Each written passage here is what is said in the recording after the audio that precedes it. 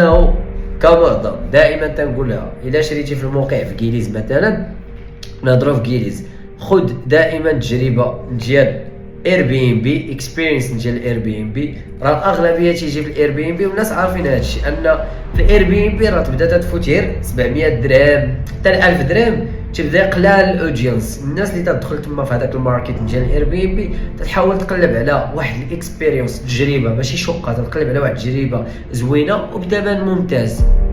ولا عندك الموقع مثلا واخد واحد استوديو صغير وعندك الثمن مزيان، حيت الكليان راه الاغلبيه من كما قلت لكم في الفيديوهات السابقه، وان جيست ولا تو جيست ولا عندهم بيبي، اشنو تيجيو الهدف ديالهم؟ الا كان وان جيست تو جيست تيجي تيبغي الشاور ينعس يحط الحوايج ديالو يجي كوفري المدينه، ماشي تيبغي يجي هو يضرب مثلا فرنسا ولا الامريكان ولا الانجليز باش يجي ينعس في هذيك البارتما. نو ذيس از نوت. ولا تيقلب على شي حاجه اللوكجري